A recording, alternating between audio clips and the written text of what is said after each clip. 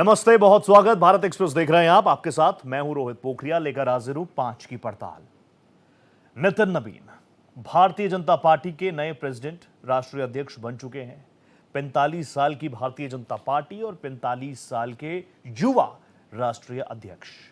Bharatiya Janata party के headquarters में नितिन नवीन ने प्राइम मिनिस्टर नरेंद्र मोदी, केंद्रीय गृह मंत्री अमित शाह, निवर्तमान राष्ट्रीय अध्यक्ष जेपी नड्डा और कई बड़े नेताओं की मौजूदगी में पदभार ग्रहण किया। नितिन नवीन के बीजेपी की कमान संभालने में क्या कुछ राजनीतिक मायने हैं, इसी पर करेंगे 5 की पड़ताल में एक सार्थक चर्चा। जुड़ेगा बड़ा पैनल। उससे पहले ये रिपोर्ट।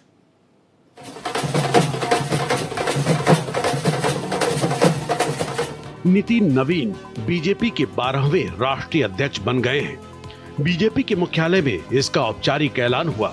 नितिन नवीन का बीजेपी का राष्ट्रीय अध्यक्ष बनना सोमवार को ही तय हो गया था, जब इस पद के लिए उनके अलावा और किसी ने नामांकन किया ही नहीं था। बीजेपी के राष्ट्रीय अध्यक्ष बनने के औपचारिक ऐलान से पहले नितिन नवीन सबसे पहले दिल्ली के झंडेवालान मंदिर पहुंचे, जहां उन्होंने पूजा अर्चना कर मां भगवती का आशीर्वाद लिया। इस दौरान दिल्ली बीजेपी अध्यक्ष वीरेंद्र सचदेवा भी उनके साथ मौजूद रहे। इसके बाद नितिन नवीन सीधा दिल्ली के कनॉट प्लेस स्थित प्राचीन हनुमान मंदिर पहुंचे और मंदिर में दर्शन पूजन किया। वहीं नितिन नवीन ने नई शुरुआत से पहले बंगला साहिब गुरुद्वारा में भी मत्था टेक कर प्रार्थना की। ये मौका इतना खास था कि बीजेपी का तकरीबन हर छोटा बड़ा नेता बीजेपी मुख्यालय में मौजूद रहा। इस खास और ऐतिहासिक मौके पर प्रधानमंत्री नरेंद्र मोदी, केंद्रीय गृह मंत्री अमित शाह, निवर्तमान राष्ट्रीय अध्यक्ष जेपी नड्डा, रक्षा मंत्री राजनाथ सिंह, वित्त मंत्री निर्मला सीतारमण, विदेश मंत्री एस जयशंकर के अलावा केंद्रीय मंत्री शिवराज सिंह चौहान और पीयूष गोयल भी मौजूद रहे। इस मौके पर कई राज्यों के मुख्यमंत्री भी बीजेपी मुख्यालय पहुंचे। यूपी के सीएम योगी आदित्यनाथ, एमपी के सीएम मोहन यादव, उत्तराखंड के सीएम पुष्कर सिंह धामी, ओडिशा के सीएम मोहन मांझी, हरियाणा के मुख्यमंत्री नायब सिंह सैनी और राजस्थान के मुख्यमंत्री भजनलाल शर्मा ने भी बीजेपी के नए राष्ट्रीय अध्यक्ष नितिन नवीन को बधाई दी। नितिन नवीन के राष्ट्रीय अध्यक्ष बनने को कितना अहम माना जा रहा है, इसका सबूत तब मिला जब प्रधानमंत्री नरेंद्र मोदी ने भी कह दिया कि अब नितिन नवीन उनके भी बॉस हैं। माननीय नितिन नवीन जी, मैं कार्यकर्ता हूं, वे मेरे बॉस हैं। अगर समीक्षा करेंगे, ये पतन के कारणों की ओर जाएंगे, तो फिर उसी परिवार पर सवाल उठेंगे। जिस परिवार ने कांग्रेस पर कब्जा करके रखा है और इसलिए बहाने ढूंढते रहते हैं। पतन की तरफ सही कारण ढूंढने की हिम्मत तक खो चुके हैं वो लोग। साथियों, दूसरी तरफ भाजपा है। हम हार और जीत के बाद समीक्षा करते हैं। जनता जनार्दन की सेवा, ये हमारे लिए हमेशा सर्वोपरि रही है। हमने सत्ता को सुख का नहीं, बल्कि सेवा का माध्यम बनाया है। आज देश के सामने एक बहुत बड़ी चुनौती घुसपैठियों की है, आबादी के असंतुलन की है। दुनिया के धनवान देश, समर्थ देश, वे भी अपने देश में जो घुसपैठिए हैं, उनकी जांच पड़ताल कर रहे हैं और उनको पकड़ पकड़ करके निकाल रहे हैं। और दुनिया उनको पूछती नहीं है कि तुम घुसपैठियों को क्यों निकाल रहे हो। बीजेपी के निवर्तमान राष्ट्रीय अध्यक्ष जेपी नड्डा ने इस दिन को ऐतिहासिक बताया और उम्मीद जताई कि नितिन नवीन पार्टी को बहुत आगे ले जाएंगे। राष्ट्रीय अध्यक्ष के रूप में हमारे नौजवान, ऊर्जावान, प्रतिभावान राष्ट्रीय अध्यक्ष श्री नितिन नवीन जी आज ये पदभार संभाल रहे हैं। मैं अपनी ओर से और करोड़ों कार्यकर्ताओं की ओर से उनको बहुत बहुत शुभकामनाएं देता हूं और इस विश्वास के साथ कि यह महान पार्टी जिसे श्यामा प्रसाद मुखर्जी जी के नेतृत्व में भारतीय जनसंघ से वैचारिक पृष्ठभूमि में आगे बढ़ने का सौभाग्य मिला, दीनदयाल उपाध्याय जी का कठोर परिश्रम के माध्यम से पार्टी को देश भर में विकसित करने का सौभाग्य मिला और उसी को आगे बढ़ाते हुए अटल बिहारी वाजपेयी जी, अडवाणी जी, सुंदर सिंह भंडारी जी, कुशाभाऊ ठाकरे जी, ऐसे महान लोगों ने इस पार्टी को आगे बढ़ाने का काम किया है। बीजेपी के राष्ट्रीय अध्यक्ष का पद संभालने के बाद अपने पहले भाषण में उन्होंने इस पल को संकल्प का क्षण बताया। आज का क्षण मेरे लिए संकल्प का क्षण है। आज सिर्फ एक पद को धारण नहीं कर रहा हूं, मैं पार्टी के इस विचार को, परंपराओं को, एक राष्ट्रवादी आंदोलन की जिम्मेदारी को स्वीकार कर रहा हूं और मैं इस अवसर पर साथ अपने सभी वरिष्ठ कार्यकर्ताओं को भी प्रणाम करता हूं।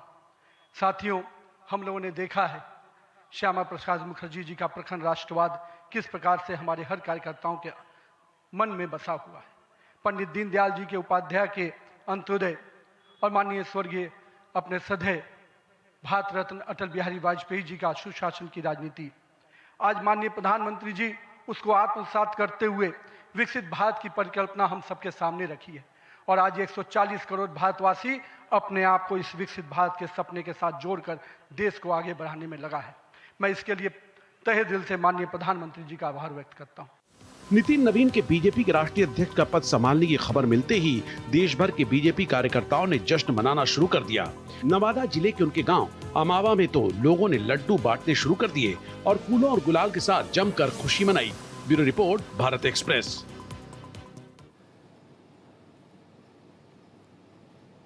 तो भारतीय जनता पार्टी के राष्ट्रीय अध्यक्ष का ताज तो नितिन नवीन को पहनाया जा चुका है, लेकिन ये बात हर कोई जानता है कि जब जब कोई भी ताज होता है ना, वो मखमल का नहीं होता, उसमें कांटे ही कांटे होते हैं और कई सारे चैलेंजेस यहाँ से नितिन नवीन के टेन्यूर को लेकर भी अभी से माना जा रहा है, लेकिन वो कितना उसको पार कर पाएंगे। हालांकि अभी भारतीय जनता पार्टी कह रही है this can only happen in Bharatiya Janata party की 45 साल की पार्टी, 45 साल का युवा नेशनल प्रेसिडेंट। एक जबरदस्त पैनल मेरे साथ जुड़ चुका है, जल्दी से आपका तारुफ करा देता हूं। मेरे साथ भारतीय जनता पार्टी के तेज तरार प्रवक्ता अजय पाठक साहब जुड़ चुके हैं। अजय दा, नमस्ते कर रहा हूं आपको। मेरे साथ कांग्रेस के तेज तरार प्रवक्ता यश श्रीवास्तव मुझे स्क्रीन पर नजर आ रहे हैं। यश भाई, गुड इवनिंग, नमस्ते आपको। मेरे साथ जाने माने राजनीतिक विश्लेषक संजय कुमार जी मुझे स्क्रीन पर नजर आ रहे हैं, one of my favourite faces. Sanjay दा, नमस्ते कर रहा हूं। और संजय मिश्रा जी भी मुझे स्क्रीन पर नजर आ रहे हैं, किसी इंट्रोडक्शन की जरूरत नहीं है, बहुत शानदार फैक्ट्स आप बात रखते हैं। संजय दा, आपको भी नमस्ते कर रहा हूं। और साथ ही भारत एक्सप्रेस न्यूज नेटवर्क के national affair editor Krishna Mohan Sharma ji भी मेरे को नजर आ रहे हैं। सुबह से लगातार बीजेपी हेडक्वार्टर्स में जो जो चीजें हो रही थी वो दर्शकों तक पहुंचा रहे थे। इस डिबेट की ओपनिंग केएमसो में आपके साथ ही कर रहा हूं। कृष्ण मोहन शर्मा जी, मैं सबसे पहले तो आपसे समझना चाहूंगा, क्योंकि कल से हर कोई इसी बात को लेकर निर्विरोध चुने गए हैं, निर्विरोध चुने गए हैं, निर्विरोध चुने गए हैं, दशकों से आप ग्राउंड रिपोर्टिंग कर रहे हैं। सबसे पहले जो देश की जेनजीज हैं, जो देश के युवा हैं, वो ये भी समझना चाह रहे होंगे कि लोकतांत्रिक व्यवस्थाओं में जब हम बात करते हैं निर्विरोध चुना जाना, निर्विरोध चुना जाना, ये क्या इंडिकेट करता है? ये इंडिकेट ये करता है कि पार्टी में कितना अनुशासन है, डिसिप्लिन। जब ऊपर से काडर ने कह दिया कि हमें एक व्यक्ति को अध्यक्ष चुना जाना है, तो जो लोग उस पद के दौड़ में शामिल थे, खुल के शामिल नहीं थे, मन से शामिल थे। अंतर मन से शामिल होना अलग बात है और खुल के बोलना अलग बात है। तो उन्होंने अपने मन को ये समझा दिया कि पार्टी हाईकमान ने अब ये निर्णय ले लिया कि नितिन नवीन हमारे अध्यक्ष होंगे और यहाँ पे नॉमिनेशन करने का या कुछ करने का कोई मतलब नहीं है, क्योंकि अगर हम नॉमिनेशन करेंगे तो वोटिंग होगी और वोटिंग होगी तो हम हार जाएंगे। तो एक तरीके से ये निर्विरोध इसलिए कहा गया है क्योंकि निर्विवाद तौर पे उनको कार्यकारी अध्यक्ष चुन लिया गया था और उस पर मुहर लगाया जाना बाकी था, जिसको एक प्रक्रिया पूरी कर ली गई और राष्ट्रीय कार्यकारिणी की बैठक में इस फैसले को अमली जामा पहना दिया जाएगा। तो निर्विवाद, निर्विरोध, ये पार्टी में अनुशासन दिखाता है और ये हर जगह होता है। कोई ऐसा नहीं है कि कांग्रेस में कुछ विद्रोह हो या बीजेपी में कोई विद्रोह हो। अनुशासन यहाँ पे दिखा रहा है कि पार्टी ने सोचा कि एक युवा को हमें अध्यक्ष बनाना है, तो उसमें सभी लोगों ने, बुजुर्गों ने, जो उनके समकक्षी थे, जो प्रौढ़ थे, जो युवा थे, सबने कहा कि नितिन नवीन को अध्यक्ष बनाया जाना चाहिए। ठीक है, संजय मिश्रा जी, मैं आपके पास आ गया। संजय दा, प्लीज आप मुझे बता दीजिए, अब मैंने जो सवाल पूछा, युवाओं के मन में भी वो चीजें आती हैं। अब जो सवाल मेरे मन में था, निर्विरोध चुना जाना, इसका इंडिकेशन क्या कुछ होता है, आप मुझे बता दीजिए। केएम जी तो बता रहे हैं डिसिप्लिन है, और शायद भारतीय जनता पार्टी भी ये कह रही है कि अनुशासन, डिसिप्लिन हमारा सबसे बड़ा यूएसपी है। ऐसे ही है मिश्रा जी? संगठन को यदि सही चलाना है तो अनुशासन तो जरूरी है, ठीक है, लेकिन भारतीय जनता पार्टी यदि दूसरे दलों में इस तरह की चीज हो जाए, यदि कांग्रेस अपने अध्यक्ष को चुनाव कर ले हाँ, और निर्विरोध कर ले, तो यही भारतीय जनता पार्टी सवाल उठाती है हाँ, कि भाई ये तो तय था, पहले से तय था, गांधी परिवार का ही होगा, इसी को होना है, गांधी परिवार को ही बनाना है। हाँ, और सेम जब भारतीय जनता पार्टी में ऐसा होता है, तभी तो सवाल उठता है कि आरएसएस परिवार जो चाहेगा वही होगा। जी, और ये सच भी है, ये सच भी है। लेकिन केएल शर्मा जी से मेरा एक काउंटर सवाल है जो उन्होंने अपने बात प्लीज रखी है। बताइएगा। मैं ये जानना चाहता हूं, उन्होंने बड़ी तारीफ की अनुशासन, अनुशासन। हाँ, क्या लोकतंत्र में इस तरह का प्रावधान है? और बिल्कुल है।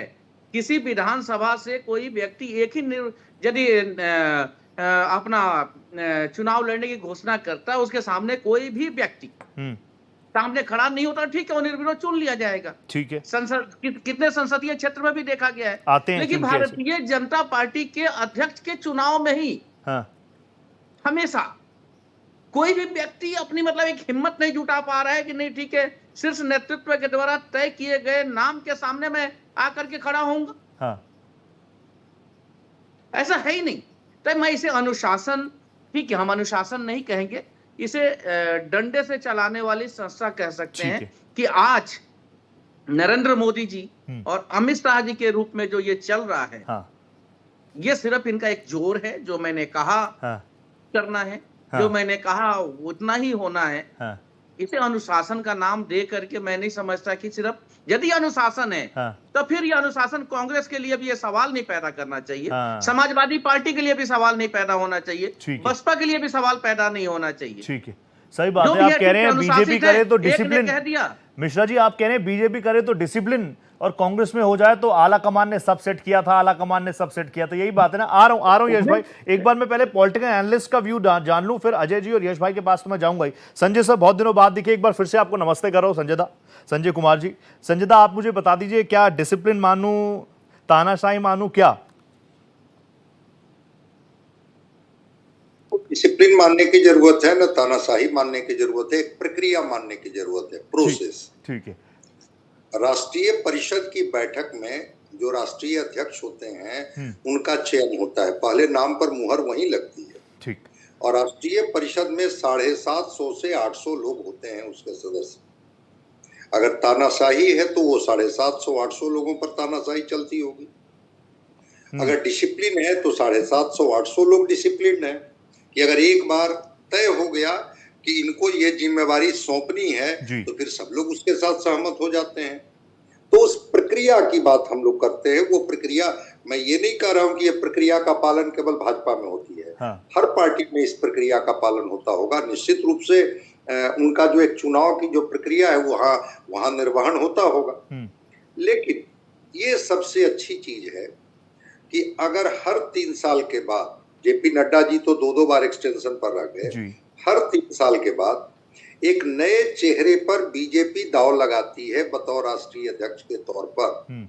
ये डेमोक्रेटिक सिस्टम उनका रिफ्लेक्ट होता है, इससे कोई डिनाई नहीं कर सकता। ठीक है।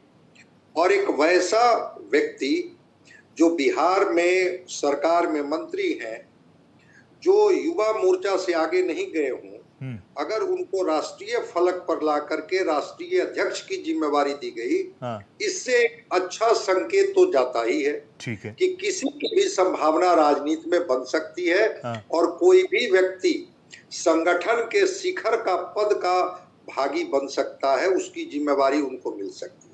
हम लोग चुनौतियों पर बाद में बात कर लेंगे, लेकिन एक स्पेस पर हम लोग बात कर रहे हैं कि चाहे वो जिस तरीके से सहमति बनती हो, वो नितिन गडकरी जो 51 साल के थे उनके लिए बनी, चाहे वो 49 साल के अमित शाह के लिए बनी, चाहे 44 साल के अटल बिहारी वाजपेयी के लिए बनी, चाहे 43 साल के लिए उस समय जनसंघ था लाल कृष्ण आडवाणी के लिए बनी, और 45 साल के नितिन नवीन के लिए बनी। एक सहमति बनी, उस सहमति में वो सारे प्रक्रिया जो है वो एक साथ तय कर लिए गए। इसलिए मैं इसको इस रूप में नहीं देखता हूं, मैं देखता हूं एक स्पेस है कि संगठन में कोई व्यक्ति अगर नीचे है, अर्श पर है, तो वह शिखर पर जा सकता है। ये बिल्कुल सही बात है। मैं सीधा यश भाई आपके पास आ गया। यश भाई, ये बात तो बिल्कुल ठीक है ना, एक आम कार्यकर्ता में आज इतना जोश है भारतीय जनता पार्टी के कि वो कह रहा है कि मैं जी तोड़ मेहनत कर लेता हूं, हो सकता है अगला नंबर मेरा ही हो। How do you see this? How do you see Nitin नवीन एज अ चैलेंज? यश भाई। Rohit, to me or to any sensible, common sense equipped citizen or Congress party or anyone else, we give zero damn about it. Okay. Nitin नवीन की चुनौतियां वो लेके Honolulu जाएं या घुइयां के खेत में, हमें कोई मतलब नहीं। हमें इस बात से मतलब है कि हमारे देश में हिंदू हिंदू चिल्लाने वाली ये पार्टी हिंदुओं के सबसे बड़े साधुओं का अपमान कर रही है। मणिपुर की गैंग रेप सर्वाइवर की कल मृत्यु हो गई है और हरियाणा एनसीआर में अपराध बढ़ता जा रहा है। मध्य प्रदेश में लोग पीने के पानी से मर रहे हैं। दिल्ली, लखनऊ, वाराणसी में हवा की समस्या है। वाराणसी में तो गंगा घाट तोड़ दिया है। तो मैं यहाँ बैठ के ये मल्टी लेवल मार्केटिंग की प्रेजेंटेशन वाली पिच इन लोगों की सुनना कुछ खास जरूरी नहीं समझता। आपकी मजबूरी है, आप एंकर हैं, लेकिन हम ये बात साफ कर देना चाहते हैं कि बीजेपी जो है उसने हिंदू हिंदू चिल्ला के हिंदुओं के साथ कितना धोखा किया है। और आज क्योंकि बाकायदा इनके कॉर्नर होने का दिन है, इसलिए ये सब्जेक्ट से भटकाने के लिए क्या क्या नौटंकी कर रहे हैं, उस पे मैं यहाँ पे हाइलाइटर लगाने बैठा हुआ हूँ। जो जेपी नड्डा को अमित शाह हाथ पकड़ के इधर उधर कर देते थे, वही नितिन नवीन का भी होगा। हमें पूरा पता है, हमें दिख रहा है साफ साफ। इसलिए हमारे लिए कोई मायने नहीं रखता। हमारे लिए मायने रखता है कि रूलिंग पार्टी इस नौटंकी से बाहर कब आएगी और अपनी जिम्मेदारी कब उठाएगी। हमें क्या करना, बीजेपी वाले अपने अंदर में कुछ भी करें। हमारे जब राष्ट्रीय अध्यक्ष का चुनाव हुआ था तो वो बाकायदा चुनाव हुआ था, उसका लाइव ब्रॉडकास्ट आपके चैनल ने भी किया होगा। सब लेकिन इनके यहाँ जो कुछ भी होता हो तो वो उसी को तो डिसिप्लिन कह रहे हैं। बात में कि भैया हिंदू, और अभी इन्होंने बंगाल के चुनाव के चक्कर में नितिन नवीन को बैठाया है और बंगाली हैं, कायस्थ हैं, और दुनिया भर का सेंटिमेंट कुछ दिनों से चल रहा है। तो हमें अच्छी तरह पता है कि ये चुनाव के चक्कर में पूरा नाटक चल रहा है। असल में नितिन नवीन कितने अध्यक्ष हैं, क्या है, वो तो बीजेपी वाले जाने, हमें कोई मतलब नहीं। आपने ये कह दिया, हमें कोई मतलब नहीं है, ठीक है यश भाई। लेकिन मैं ये जानना चाहूंगा ना कि अब अगर भारतीय जनता पार्टी बंगाल चुनाव को फोकस में रख के नितिन नवीन को प्रोजेक्ट कर रही है तो कांग्रेस क्या कर रही है? फिर मैं इस पर आ जाऊंगा डायरेक्ट, है ना? इस पर तो आप बात करेंगे। मैं इतनी देर से इस पर ही तो हूँ रोहित, कि महिलाओं की बात करते हैं। महिलाओं के साथ अभी तक जितने भी राज्यों में चुनाव में इन्होंने योजनाएं लाई, सब में धोखा किया। महिलाओं की बात कर रहा हूं मैं, जो मणिपुर की उस महिला की बात कर रहा हूं। और ये भी महिलाओं की बात है कि उत्तर प्रदेश, हरियाणा और हर वो राज्य जहां इनकी सरकार है वहां महिलाएं कितनी असुरक्षित हैं। मध्य प्रदेश से महिलाओं के गायब होने की खबर आई। तो मुझसे ये ड्रामा जो सेट किया है बीजेपी आरएसएस वालों ने, बड़ी मेहरबानी करी इन्होंने नया अध्यक्ष चुन के, ऐसा ये जनता को बताना चाहते हैं, तो ऐसा नहीं है। ठीक है, जनता इनके अध्यक्ष से सरोकार नहीं रखती। जनता अपनी समस्याओं के हल चाहती है। वो कर सकते हो तो करें, नहीं तो एक बड़ा सा दरबार लगाइए अपनी खुद की खरीदी हुई जमीन पे, बाकायदा खरीदी हुई, वो गैर पंजीकृत वाली नहीं, उसमें मजमा लगाइए, बैठिए, जिसको अध्यक्ष बनाना हो बनाइए, नाचिए, गाइए। लेकिन हमारे सवालों के जवाब। ठीक है यश भाई, सवाल आप पूछ रहे हैं, इनसे भी पूछ रहे हैं, जनता के सामने भी ये सारी चीजें लेकर आप जा रहे हैं। लेकिन 14 हो गया, 19 हो गया, 24 हो गया, वो तो अपनी और चीजों में लग गए। आप अगर ऐसी बातें करते रहेंगे तो जनता से कितना कनेक्ट हो रहा है वो मैं आपसे पूछूंगा। एक ओपनिंग ले लूं जरा मैं अजय जी की। अजय जी, सबसे पहले तो आपको एक बार फिर से मैं बधाई दे दूं, बीएमसी में शानदार काम किया। आप तो लगातार घूम भी रहे थे, बीएमसी में जबरदस्त काम हो गया। प्रधानमंत्री नरेंद्र मोदी असम भी गए थे तो उन्होंने वहां से भी बीएमसी का जिक्र किया, बंगाल भी साथ लिया। लेकिन हर कोई ये कह रहा है, कल मैं खुद बीजेपी हेडक्वार्टर्स में था, एक आम कार्यकर्ता वही अनुपम खेर जी का डायलॉग मार रहा है कि भारतीय जनता पार्टी में काम करो, कभी भी कुछ भी हो सकता है, anything is possible in Bharatiya Janata party. आपको और आपके पैनलिस्टों को मेरा सादर नमस्कार है। देखिए, कांग्रेस की बात छोड़ दीजिए, कांग्रेस तो डूबती हुई नाव है। अच्छा, उसमें उसके बारे में क्या बात करनी है। आज हमारे नए अध्यक्ष का चुनाव हुआ है। ठीक है, हमारा नया अध्यक्ष चुना गया है। इस देश में इस देश में ऐसे भी लोगों को देखा है, ऐसे भी लोगों को देख रहे हैं जो सिर्फ निगेटिव पॉलिटिक्स करने के लिए आते हैं टीवियों पे या अपनी सभाओं में, सिर्फ निगेटिव पॉलिटिक्स। आज का दिन भारतीय जनता पार्टी के कैडर के लिए बहुत ही उत्साही दिन है, ठीक है, बहुत ही शानदार दिन है। बूथ पे काम करने वाला एक व्यक्ति कैसे राष्ट्रीय अध्यक्ष बन सकता है, एक साधारण पृष्ठभूमि का व्यक्ति कैसे प्रधानमंत्री बन सकता है, एक साधारण पृष्ठभूमि का व्यक्ति कैसे मुख्यमंत्री बन सकता है, उसकी लंबी कतार हमारे पास है। ठीक है, हमारे पास लीडरशिप की लंबी लंबी कतारें, कोई भी बन सकता था, लेकिन एक बिहार से साधारण व्यक्ति जिसको ये उम्मीद कभी नहीं रही होगी कि मैं राष्ट्रीय अध्यक्ष बन सकता हूं, वो भी राष्ट्रीय अध्यक्ष बन सकता है। यही इस भारतीय जनता पार्टी की सबसे खूबसूरती है। इसीलिए दुनिया की सबसे बड़ी पार्टी हम बने, इसी विश्वास के चलते, भारत में सबसे ज्यादा कैडर की पार्टी हमारे पास है। इसी विश्वास के चलते आज हम तीसरी बार इस देश में सत्ता बनाएंगे। 20 देशों में एनडीए, 20 प्रदेशों में एनडीए का शासन है। इसी विश्वास के चलते, निगेटिव पॉलिटिक्स के चलते नहीं। हमारे लिए देश प्रथम है, बाद में पार्टी है, उसके बाद स्वयं है। ये हमारा नारा है और उसी नारे को हम साकार करते हैं। हमने कभी कल्पना नहीं की थी। हम जितने अपने वादे किए, जिस बुनियाद पे हमारी पार्टी बनी थी, जहां हुए बलिदान मुखर्जी, वो कश्मीर हमारा है। हमने वो करके दिखाया। राम लला हम आएंगे, मंदिर वही बनाएंगे। ठीक है, हमारे शासन काल में बना 370, और ये हमने जो अपनी बुनियाद जहां से स्टार्ट की थी उसको पूर्ण करके दिखाया। सांस्कृतिक धरोहर के साथ विकास, ये भारतीय जनता पार्टी की बुनियाद है। तो ये विपक्ष जो है, अजय जी बड़े भाई हैं अजय जी, मुझे बताइए, विपक्ष यश के पास में भी जाऊंगा, यश बोलेगा यश भाई बोलेंगे 2 करोड़ रोजगार की बात पूछो ना रोहित भाई अजय जी से, तो मैं पूछ लेता हूं।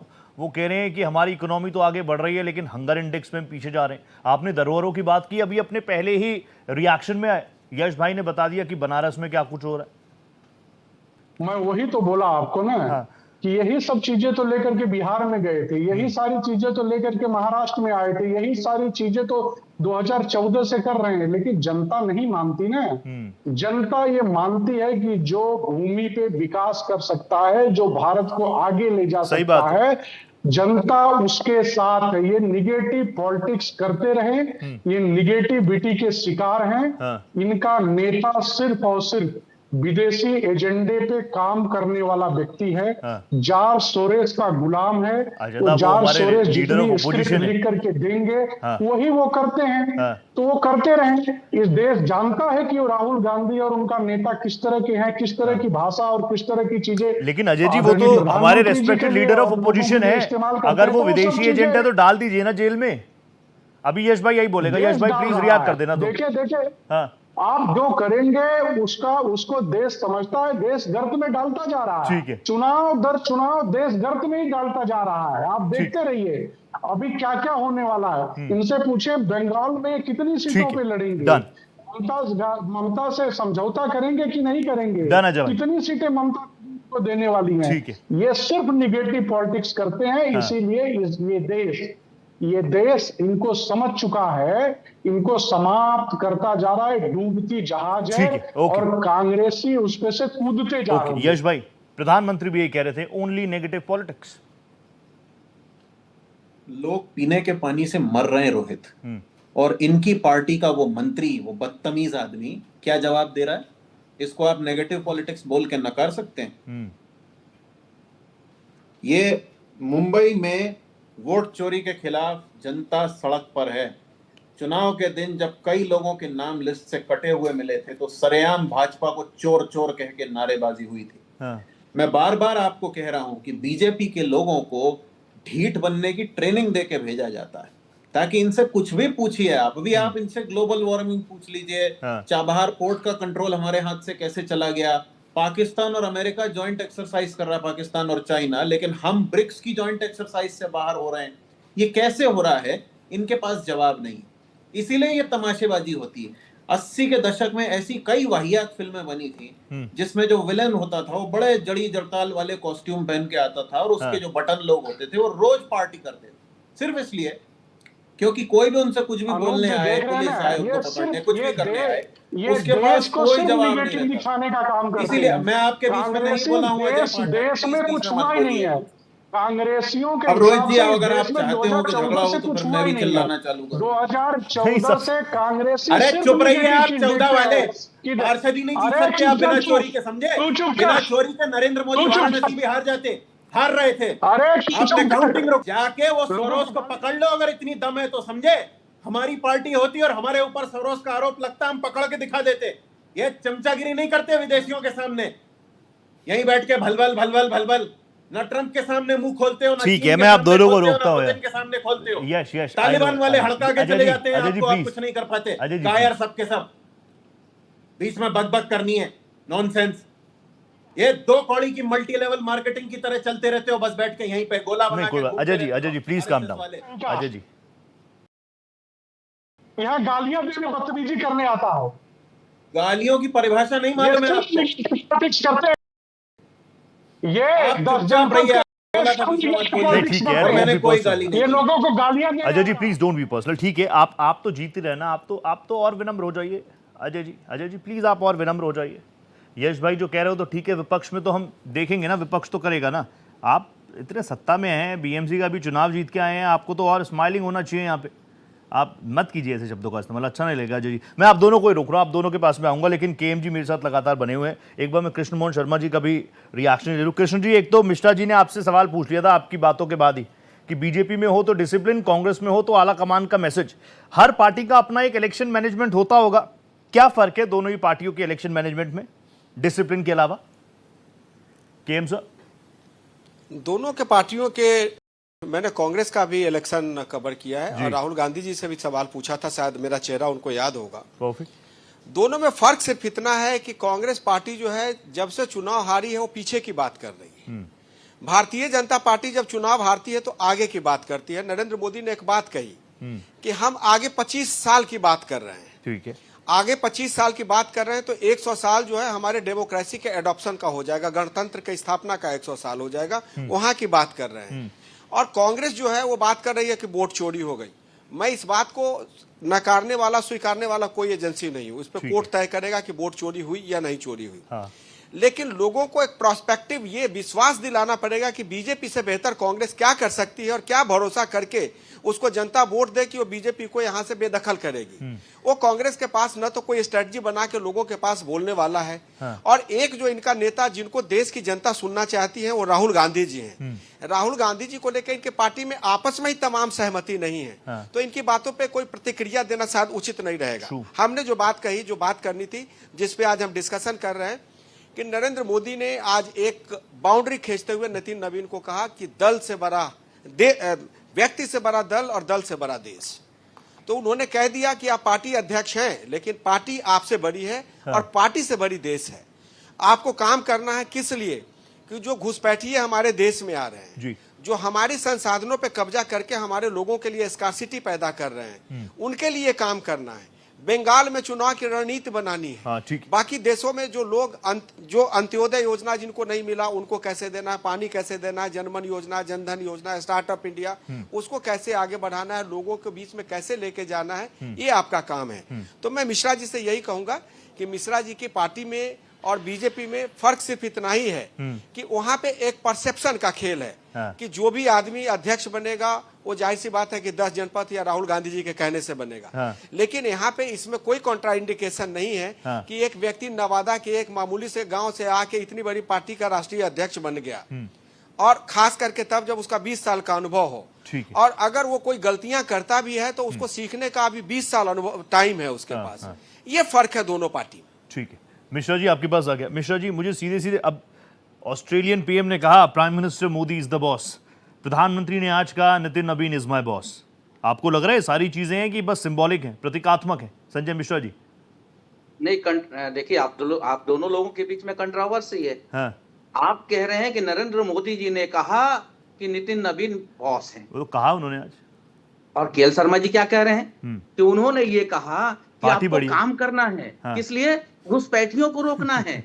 यानी गृह मंत्री नहीं रोकेंगे, बीजेपी रोकेगी घुसपैठियों को। हाँ। ये देखिए, ये मैं यही कहना चाह रहा हूं कि किस तरह की पॉलिटिक्स और जनता को क्या संदेश दिया जा रहा है और किस तरह का गेम खेला जा रहा है। ये कांग्रेस के साथ नहीं, ये देश के विपक्षी दलों के साथ छलावा नहीं है।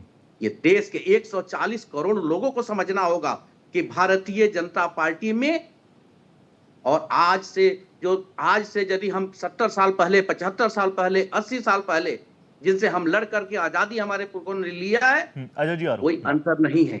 मैं स्पष्ट रूप से कहना चाहता हूं कि ये देखिए कि भारतीय जनता पार्टी और आरएसएस के लोग घुसपैठियों को रोकेंगे। गृह मंत्री क्या करेंगे? गृह मंत्री और प्रधानमंत्री बैठकर कांग्रेस के चेहरे पर कालिक पोत करके जनता के सामने दिखाने का काम करेंगे। इन्होंने दूसरी बात कही, एक नेता कांग्रेस का राहुल गांधी जिसे जनता सुनना चाहती है उसे मीडिया दिखाना नहीं चाहती है। ये तो अखिलेश यादव भी कह रहे हैं, ये राहुल गांधी भी कह रहे हैं, ये सारे विपक्ष का आरोप है कि मीडिया में हमें स्पेस मिलना चाहिए। किससे मांगे, कहां रोए?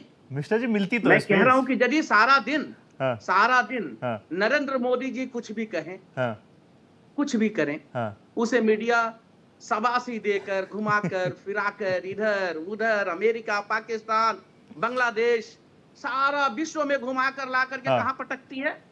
81 करोड़ लोगों को राशन मिल रहा है। एक भी लोग भारतीय जनता पार्टी से नहीं पूछ रहे हैं कि बताओ अगले 5 साल में 81 करोड़ लोगों को 100 करोड़ रुपए कब पहुंचा रहे हो? 5 साल में, 2 साल में, 100 साल में कब पहुंचाने का प्लान है बीजेपी का? अब बताए बीजेपी।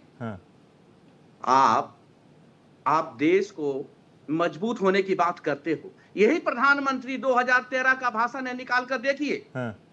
इसी दल की सुषमा स्वराज संसद में कहती हैं कि यदि हमारे डॉलर के मर्यादा, हमारे रुपये का भाव गिरता है तो देश की अस्मिता गिरती है, साख गिरती है। और आज मीडिया चढ़ा रही है, अस्मिता को बढ़ा रही है। तो इस तरीके से ऐसे लोग जो पार्टी के प्रवक्ता आकर के बैठ रहे हैं, जो समर्थक बैठ रहे हैं, सवाल पूछ कर दिखाएं, ये बताएं कि नरेंद्र मोदी जी 2014 में तुम झूठ बोल रहे थे या आज झूठ बोल रहे हो। इसका अंतर क्या है? तो 10 सवाल पूछने की स्पेस तो है ना, ये तो बता दीजिए। तो हाँ बोल दीजिए। मैं इस पे एक शेर कह देता हूं। अभी बैठे बैठे मैं लिख रहा था, रोहित जी, लिखिए, कि लिखकर पत्राचार नहीं कर पाएंगे।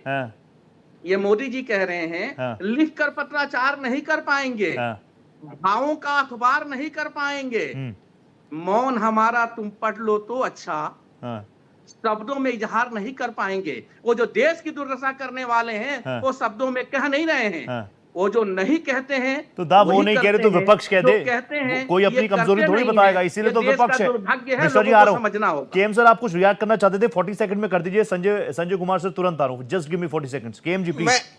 मैं संजय कुमार जी से एक सवाल पूछना चाहता हूं, सिर्फ आप भारत एक्सप्रेस के माध्यम से, कि कम से कम देश के 1000 पत्रकारों से अध्यक्ष बनने के बाद नितिन नवीन ने, नड्डा साहब ने और अमित शाह जी ने पिछले 3 महीने में मुलाकात की है।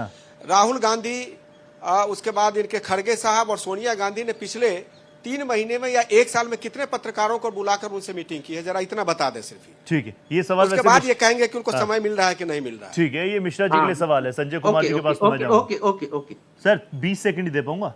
संजय कुमार मैं 10 सेकंड लूंगा। देश के कोई भी कोना हो, राहुल गांधी हो या विपक्ष का कोई भी लीडर, मीडिया माइक लगाता है और उनसे पूछ लेता है। संसद हो और सड़क हो, प्रधानमंत्री के सामने कितनी बार आपका माइक पहुंचा, जरा ये पूछ के बता दीजिए।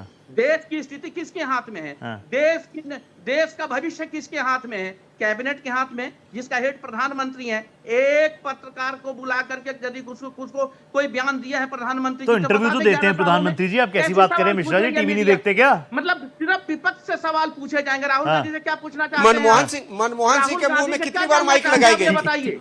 देश की अर्थव्यवस्था पे बात करना चाहते हैं, विदेश नीति पे बात करना चाहते हैं, आर्थिक नीति पे बात करना चाहते हैं, रोजगारी व्यवसाय पे बात करना चाहते हैं। संजय जी मैं आपके पास आ गया। संजय मैं आ रहा हूँ अजय जी तुरंत आ रहा हूँ। तब तक मेरा नाम याद कीजिए, रोहित हूँ। अजय जी तुरंत तारो, बस एक बार संजय जी के पास हूँ, बहुत देर से नहीं गया, बहुत दिनों बाद तो मुझे मिले आज संजय जी। संजय जी प्लीज आप मुझे बताइए, बिहार इलेक्शन में लगातार आप और हम बने रहे, आपने कई सारे मेरी कंफ्यूजन को क्लैरिफिकेशन में तब्दील किया, फिर नितिन नवीन जी एकदम से उभरे, कार्यकारी वर्किंग प्रेसिडेंट बने, अब फुल टाइम प्रेसिडेंट हो गए हैं। मैंने तो शुरू में कहा था कि जो भी ताज होते हैं ना, राजा महाराजा, जो पुरानी फिल्में, आजकल तो ट्रेंड भी चल रहा है पुरानी माइथोलॉजिकल फिल्में बनाओ, वो जो ताज होता है वो हमेशा कांटों के साथ ही आता है। अब 2026 में ही कई सारी अग्नि परीक्षाएं नितिन नवीन जी को देनी होंगी। How do you see this? कितना चैलेंजिंग उनके लिए? नहीं, बड़ा चैलेंज है, क्योंकि कोई जिम्मेवारी मिल जाने से कोई व्यक्ति परफॉर्म करने लगे या जिम्मेवारी मिल जाने के बाद वो सारी चीजें स्मूथ हो जाए, ऐसा संभव नहीं है। अभी तो सबसे पहले अभेद्य दुर्ग बना हुआ है पश्चिम बंगाल, ट्रू, जहां ममता बनर्जी लगातार जीत रही हैं और बीजेपी के बहुत प्रयास करने के बाद भी उस किले को बीजेपी वेद नहीं पा रही है। देखते हैं मार्च में या अप्रैल में फर्स्ट वीक में चुनाव वहां हो जाएगा, क्या नितिन नवीन जी उस बंगाल के किले को फतह कर पाते हैं या बंगाल का परिणाम भारतीय जनता पार्टी के हिस्से में दिला पाते? एक बड़ी चुनौती है। ठीक है, वो भी भद्रलोक की बात की जा रही थी कि शायद वो एंगल हो सकता है कि नितिन नवीन जिस वैश्य समुदाय से आते हैं और ज्योति बसु जो एक आइकॉन माने जाते हैं पश्चिम बंगाल में, सुभाष चंद्र बोस जिनका कद शायद हर देशवासी के मन में है, वो भी इसी भद्रलोक समाज से आते थे। और क्या कुर्बानी है, क्या उनका ये है देन है, इस देश में सबको पता है। तो क्या नितिन नवीन, युवा जोश, अनुभवी लोग और भद्र समाज, ये तीनों को जोड़ करके बंगाल में अपनी पार्टी को विजय दिलवाएंगे, नहीं दिलवाएंगे, ये एक बड़ा चैलेंज है। दूसरी तरफ उत्तर में कहीं ना कहीं से बीजेपी अपने को साबित करके दिखाया है, लेकिन दक्षिण अभी भी बीजेपी से अछूता है। तमिलनाडु का चुनाव है, केरला का चुनाव है, देखते हैं तमिलनाडु और केरला में ये क्या कर पाते हैं। फिर 27 में यूपी का चुनाव हो, गुजरात का चुनाव हो, पंजाब का चुनाव हो, गोवा का चुनाव हो, मणिपुर का चुनाव हो, इसी बार असम का चुनाव है, पूर्वोत्तर में भी ठीक है, असम में इनको सफलता मिली है, ये बड़ी बात है। और 3 साल का कार्यकाल होता है अध्यक्ष का। क्योंकि आज हम लोग संगठन के अध्यक्ष पर बात कर रहे हैं, सरकार की नीतियों पर भी हम लोग कभी बात करेंगे और बिल्कुल बात करेंगे। जहां सरकार से चीजें छूट रही है, जहां सरकार असफल है, क्यों नहीं, विपक्ष नहीं सवाल पूछेगा, लोकतंत्र में तो कौन पूछेगा। लेकिन आज इस संगठन के एक बड़े पद पर एक वैसे चेहरे को निकाल करके लाया गया जिसके बारे में शायद उस व्यक्ति को भी पता नहीं था कि मुझे अध्यक्ष पद की जिम्मेवारी दी जाएगी। तो आज इस पर बात हो रही है कि क्या इस डेमोक्रेटिक सिस्टम में हर पार्टी ऐसे गुमनाम चेहरे को लाती है और संगठन के शीर्ष पद पर बिठाती है या नहीं बिठाती है।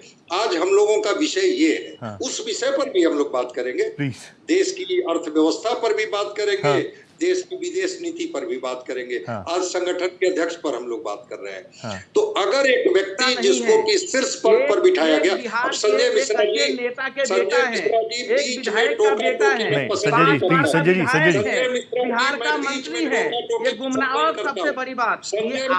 मिश्रा जी मैं आपको टाइम दूंगा ना, Mishra ji I will give you time, Mishra ji I will give you time. नहीं, ये झूठ बात है जो आपके माध्यम से जनता तक ना पहुंचे, ये रोकने का प्रयास कर रहा हूं। पसंद नहीं करता हूं। नहीं प्लीज हाँ मैं जानता हूँ। संजय जी, संजय कुमार जी प्लीज आप बोलिए। बहुत बड़े ज्ञानी हैं, आप अपना ज्ञान अपने पास रखिए। बीच में टोका टोकी मैं पसंद नहीं करता हूँ। जब आप बोल रहे थे मैं चुप था। बिल्कुल सही बात है, बोलिए संजय जी, कंक्लूड कर दीजिए। क्यों हैं आप लोग इतने गुस्से में, क्यों हैं आप? अगर कोई व्यक्ति जो संगठन के शीर्ष पद पर अगर बिठा दिया गया भाजपा के द्वारा, मंशा उनकी जो रही हो जी, तो क्या हर पार्टी जो अपने को डेमोक्रेटिक तरीके से पार्टी का संचालन करती है, क्या ये स्पेस उन पार्टियों के पास भी है या वैसी संभावना वहां भी हमें दिखेगी? अगर दिखेगी तो एक अच्छी शुरुआत है। और जहां तक चुनौतियों की बात कर रहे हैं, ये 26 से लेकर के 29 तक, 29 में तो फिर चुनाव देश में जाएगा, में चुनाव होगा, तो 240 सीट लाने वाली बीजेपी को क्या नितिन नवीन के नेतृत्व में बढ़त मिलेगी या नितिन नवीन के नेतृत्व में ये पार्टी और पीछे जाएगी? और राज्यों के चुनाव में क्या नितिन नवीन के नेतृत्व में ये परफॉर्म कर पाएंगे या नहीं परफॉर्म कर पाएंगे? ये चुनौतियां इनके सामने है। ठीक है, ठीक है, ये चैलेंज है। बोल दीजिए मिश्रा जी, जल्दी बोल दीजिए। हाँ, मैं ये कहना चाह रहा हूं कि भारतीय जनता पार्टी के प्रवक्ता के द्वारा भी उनके नए राष्ट्रीय अध्यक्ष के लिए ये बोला गया कि गुमनाम, नवादा ये गांव और उस गांव से उठा अध्यक्ष बना दिया गया। हाँ। मैं ये कहना चाहता हूं कि वह व्यक्ति बिहार के एक विधायक और एक बार के नहीं, भाजपा के 5 बार कद्दावर के नेता हाँ। का बेटा है, बार का खुद ये मंत्री है, हाँ।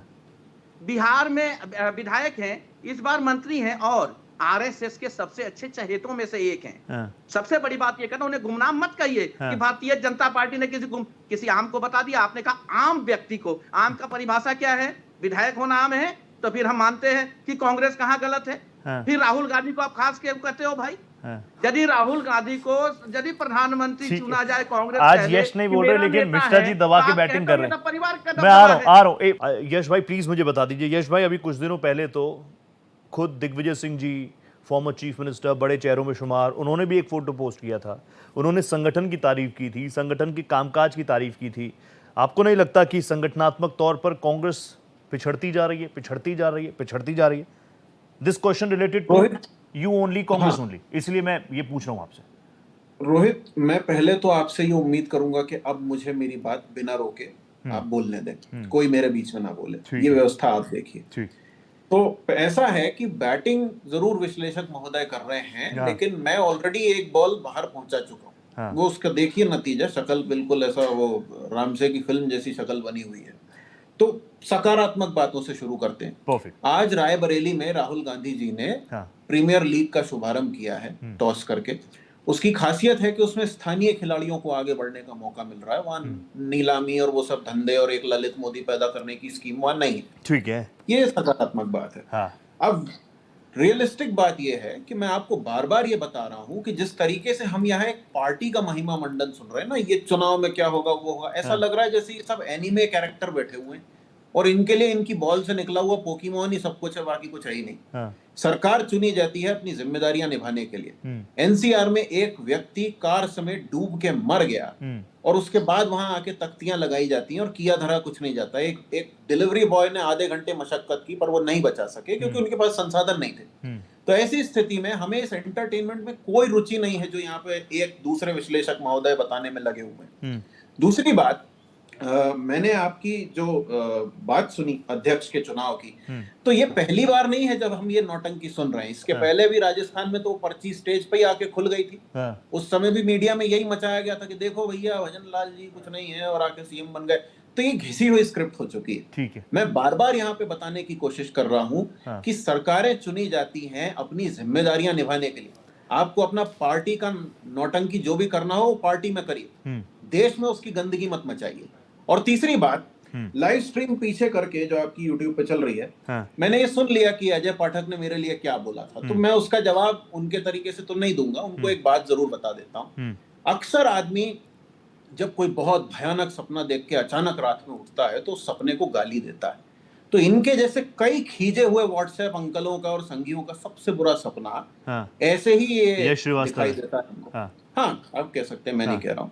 तो यश मुझे याद रखें, यश मैं कह रहा हूँ इनकी पार्टी का महिमा मंडन छोड़ो, इनके अध्यक्ष कौन बने उनको छोड़ो, आप ही बोलेंगे यश, आप ही बोलेंगे। लेकिन मैं कह रहा हूँ कि आप ये बता दो कि अब देश की उम्मीदों पर Bharatiya Janata party, prime minister Narendra Modi तो फेल हो गए, कांग्रेस से उम्मीद जता रही है जनता, मुझे ये बताइए। वही बता रहा हूँ। ऐसा है कि वही बता रहा हूँ रोहित जी, ऐसा है कि अजय पाठक जी आज रात को घर परिवार के साथ सोएं, कभी अचानक नींद में डर के मारे नींद खुल गई तो सपोर्ट लगेगा। दूसरी बात, बिना वोट चोरी के बीजेपी पार्षदी नहीं जीत सकती, मोहल्ला नहीं जीत सकती। आप लिख के रख लो। आपने पहले तो अब जो इन्होंने हिंदू धर्म के साथ जो छेड़खानी की है, जो इन्होंने हमारा गंगा घाट तोड़ा है, हमारे मंदिर उजाड़े हैं, हमारे सबसे बड़े साधुओं का अपमान किया है, एक 85 साल के बुजुर्ग को जूतों से कुचला है, अब इनका ये घड़ा भर रहा है। तो जनता इनके बनाए हुए छद्म जाल से बाहर आ रही है। जो धर्म के नाम पे इन्होंने अपनी नौटंकी सजाई है, ठेके बांटने की स्कीम चलाई है, वो भी घड़ा भरेगा, फूटेगा। तो ये अपना अंत खुद लिख रहे हैं, ये अपना अंत खुद लिख रहे हैं। लेकिन ये बात मुझे अच्छी लगी कि चलो कांग्रेस को बहुत प्रॉब्लम हो रही है, कांग्रेस को दिक्कत हो रही है, और अच्छी बात है क्योंकि बीजेपी और बहुत सारे एक्सपर्ट्स ऐसे हैं जो पुरानी तस्वीरें निकालते हैं, बोलते हैं साधु संतों को गोली मारी गई थी इंदिरा जी की। नहीं, देखिए रोहित, साधु संतों को गोली मारी गई थी जो थ्योरी है ना, इनका क्या है कि जो इनकी तरफ से दंगा करने आए वो साधु संत, अच्छा, और ठीक है। असली जो शंकराचार्य मठ के लोग हैं, Differentiate, सुनिए okay, सुनिए, जो असली शंकराचार्य मठ के लोग हैं, हाँ। उनका इनकी पुलिस अपमान करती है। हाँ। इनका खुद का वो व्यक्ति है ठीक है, अजय जी अपने स्माइलिंग, आप को हाँ, साधु now भी it's good, कहता है, हाँ, और उसको राजनीति भी करनी है, हाँ। और वो एक असली साधु जो राजनीति से दूर हैं, हाँ। उनका अपमान करता है। ठीक है, तो done, ये हिपोक्रेसी बंद होनी ओके चाहिए। Okay, yes Ajay ji please, और अजय जी। अब अगर अजय पाठक ने गालियां बकी तो मैं नहीं जवाब नहीं अच्छे से नहीं नहीं दूंगा, करेंगे, तो अजय नहीं नहीं पाठक बकेंगे। सोच समझ के बात करें। अजय जी प्लीज, ऐसी मुस्कुराते रहिए ना, अच्छी जाती है डिबेट। अजय जी। अनूप जी, रोहित frustration आज बताऊं। पूरे एक घंटे में मुझे क्या अपना नाम ही हो बताना गया? पड़ रहा है। क्या अजय जी, हंस गया कुछ? अजय जी, कमजोरी के मारे हंसी निकल रही है पाठक जी, और कुछ तो नहीं निकल जाएगा आपका डर के हाँ। मारे। रोहित, रात में सो पाएंगे या उठेंगे बार-बार हकला के? It's a relief for me now. चुप कराइए रोहित जी। हाँ ठीक है, यश एक बार रोहित सुनते जी, हैं, यश एक बार frustrated सुनते आदमी को तो चुप कराइए। हैं, यश एक बार सुनते हैं। हाँ बोलिए अजय जी। रोहित ये रोहित जी, इतनी हाँ। बकबक अगर चीनियों के ये- सामने कर ली होती तो आज ये डिबेट ही नहीं होती। अजय पाठक घुस रहे हैं चीनी नॉर्थ ईस्ट में, शख्स ग्राम में, क्या कर रहे हो? ऐसे ही ढीठ जैसे हंस जाते हो ठीक है, उनके अजय जी को बोलने दीजिए। अजय जी बोलिए, रोहित। अजय जी बोलिए एक बार। यूजलेस। रोहित, हाँ थैंक यू सर। ये रोहित जी,